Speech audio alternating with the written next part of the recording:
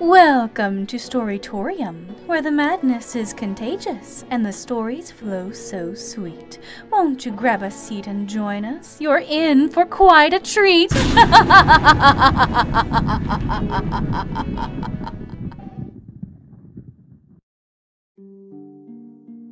There was some time ago a gentleman who was very rich. He had fine town and country houses. His dishes and plates were all of silver and gold. His rooms were hung with damask. His chairs and sofas were covered with the richest silks, and his carriages were all gilt with gold in a grand style. But it happened that this gentleman had a blue beard, which made him so very frightful and ugly that none of the ladies in the parts in which he lived would venture to go into his company. Now there was a certain lady of rank who lived near him, and had 2 daughters, both of them very great in beauty. Bluebeard asked her to bestow one of them upon him for a wife, and left it to her to choose which of the 2 it should be. But both young ladies again and again said they would never marry Bluebeard. Yet, to be civil as they could, each of them said the only reason why she would not have him was because she was loath to hinder her sister from the match, which would be such a good one for her. Still, the truth of the matter was, they could neither of them bear the thought of having a husband with a blue beard. And besides, they had heard of his having been married to several wives before, and nobody could tell what ever became of them. As Bluebeard wished very much to gain their favor, he asked the lady and her daughters, and some ladies who were on visit at their house, to go with him to one of his country seats, during which they passed all their time doing nothing but parties for hunting and fishing, music, dancing, and feasts. No one even thought of going to bed, and the nights were passed in merrymaking of all kinds. In short, the time rolled on in so much pleasure that the youngest of the 2 sisters began to think that the beard which she had been so much afraid of was not so very blue, and that the gentleman who owned it was vastly civil and pleasing. Soon after returning home, she told her mother that she no longer had any dislike to accept of Bluebeard for her husband, and in a very short time they were married. About a month after the marriage had taken place, Bluebeard told his wife that he should be forced to leave her for a few weeks, as he had some affairs to attend to in the country. He desired her to be sure to indulge herself in every kind of pleasure, to invite as many of her friends as she liked, to treat them with all sorts of dainties, that she might pass her time pleasantly until he came back again. "Here," he said, "are the keys of the 2 large wardrobes. This is the key of the great box which contains the best plate, which we use for company. This belongs to my strong box, where I keep my money, and this belongs to the casket, in which all my jewels are stored. Here also is a master key to all the rooms in the house, but this small key belongs to the closet at the end of the long gallery on the ground floor. I give you leave," he said, "to open or to do whatever you like with all the rest except this closet. This, my dear, you must not enter, or even put the key into the lock for all the world. If you do not obey me in this one thing, you must accept the most dreadful of punishments." She promised to obey his orders in the most faithful manner, and Bluebeard, after kissing her tenderly, stepped into his coach and drove away. When Bluebeard was gone, the friends of his wife did not wait to be asked, so eager were they to see all the riches and fine things she had gained by marriage, for they had none of them gone to the wedding on account of their dislike to the blue beard of the bridegroom. As soon as ever they came to the house, they ran about from room to room, from closet to closet, and then from wardrobe to wardrobe, looking into each with wonder and delight, and said that every fresh one they came to was richer and finer than what they had seen the moment before. At last they came to the drawing rooms, where their surprise was made greater still by the costly grandeur of the hangings, the sofas, the chairs, the carpets, the tables, the sideboards, the looking-glasses. The frames of these last were silver gilt, and most richly adorned, and in the glasses they saw themselves from head to foot. In short, nothing could exceed the richness of what they saw, and they all did not fail to admire and envy the good fortune of their friend. But all this time, the bride herself was far from thinking about the fine speeches they made to her, for she was eager to see what was in the closet that her husband had told her not to open. So great indeed was her desire to do this, that without once thinking how rude it would be to leave her guests, she slipped away down a private staircase that led to this forbidden closet, and in such a hurry was she, that 2 or 3 times she was in danger of falling down the stairs and breaking her neck.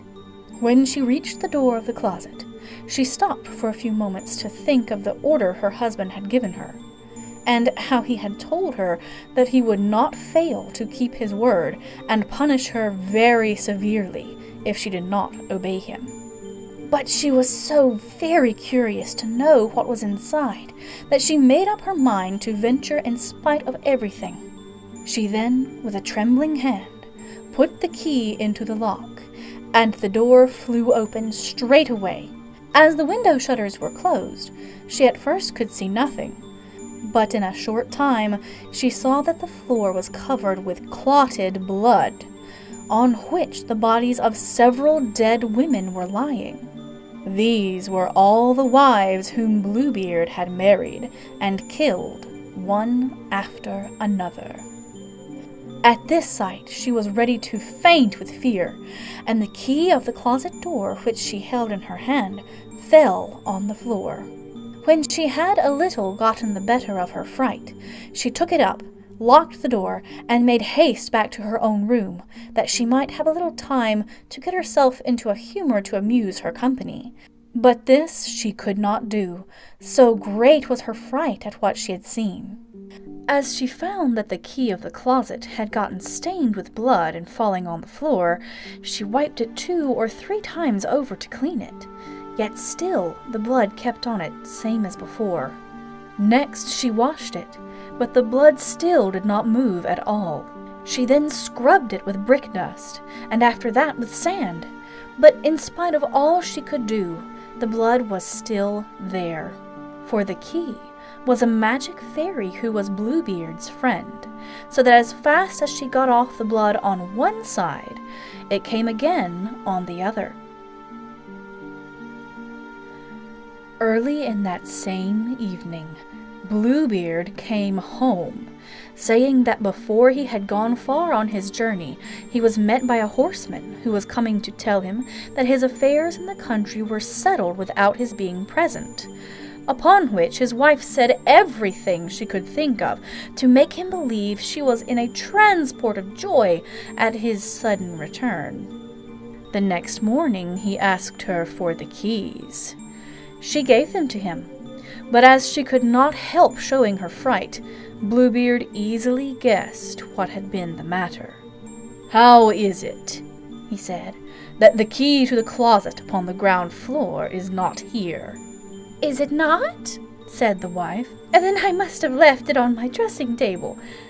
"Be sure you give it to me by and by," replied Bluebeard. After going a good many times backwards and forwards, as if she was looking for the key, she was at last forced to give it to Bluebeard. He looked hard at it, and then said, "How came this blood upon the key?" "I'm sure I do not know," replied the poor lady, at the same time turning white as a sheet. "You do not know?" said Bluebeard sternly. "But I know well enough. You have been to the closet on the ground floor. Very well, madam. Since you are so mighty fond of this closet, you shall be sure to take your place among the ladies you saw there." His wife, who was almost dead with fear, now fell upon her knees, asked his pardon 1,000 times for her fault, and begged him to forgive her, looking all the time so very mournful and lovely that she would have melted any heart that was not harder than a rock. But Bluebeard only said, "No, no, madam, you shall die this very minute." "Alas," said the poor trembling creature, "if I must die, give me at least a little time to say my prayers." "I give you," replied the cruel Bluebeard, "half a quarter of an hour, and not a moment longer." When Bluebeard had left her to herself, she called her sister, and after telling her, as well as she could for sobbing, that she had but half a quarter of an hour to live, "Prithee," she said, "Sister Anne," for this was her sister's name, "run up to the top of the tower and see if my brothers are not in sight, for they said they would come visit me today, and if you see them, make a sign for them to gallop on as fast as ever they can." Her sister did as she asked straight away. The poor trembling lady every minute cried out to her, "Anne! Sister Anne! Do you see them coming? Is anyone coming?" Her sister said, "I see nothing but the sun, which shines on the fields, and the grass, which looks green." In the meanwhile, Bluebeard, with a great scimitar in his hand, bawled as loudly as he could to his wife, "Come down at once, or I will fetch you." "One moment longer, please, I beseech you," she replied, and again called softly to her sister, "Sister Anne, do you see anyone coming?" To which she answered, "I see nothing but the sun, which shines on the meadows, and the grass, which looks green." Bluebeard now again bawled out, "Come down, I say, this very minute, or I shall come fetch you myself." I'm coming! Indeed, I will come in 1 minute," sobbed his wretched wife.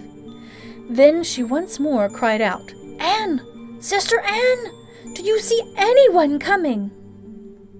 "I see," said her sister, "a cloud of dust a little to the left. Do you think it's my brother?" said the wife.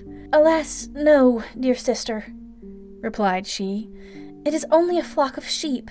"Will you come down, madam?" said Bluebeard in the greatest rage. "Only 1 single moment more," said she, and then she called out one last time, "Sister Anne! Sister Anne! Do you see no one coming?" "I see," replied her sister, "2 men on horseback coming, but they are still a great way off."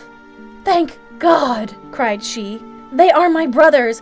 Beckon them to make haste." Bluebeard now cried out so loud for her to come down that his voice shook the entire house. The poor lady, with her hair loose and all in tears, now came down and fell on her knees, begging him to spare her life, but he stopped her, saying, "All of this is no use, for you shall die," and then, seizing her by the hair, raised his scimitar to strike off her head. The poor woman now begged a single moment to say one more prayer. "No, no," said Bluebeard, "I will give you no more time. You have had far too much already." And again he raised his arm. Just at this instant a loud knocking was heard at the gates, which made Bluebeard pause to see who it was. The gates now flew open, and 2 officers dressed in their uniforms came in, and with their swords in their hands ran straight to Bluebeard, who, seeing they were his wife's brothers, tried to escape from their presence. But they pursued him and seized him before he had gone 20 steps, and plunging their swords into his body, he fell down dead at their feet. The poor wife, who was almost as dead as her husband, was not able at first to rise and embrace her brothers. But soon she came to herself, and, as Bluebeard had no heirs, she found herself the owner of his great riches. She gave a part of his vast fortune as a marriage dowry to her sister Anne, who soon after became the wife of a young gentleman who had long loved her. Some of the money she laid out in buying captain's commissions for her 2 brothers, and the rest she gave to a worthy gentleman, whom she married shortly after, and whose kind treatment made her soon forget Bluebeard's cruelty. Thank you for joining us today, and we do hope you enjoyed your treatment. We'll see you next time at Storytorium.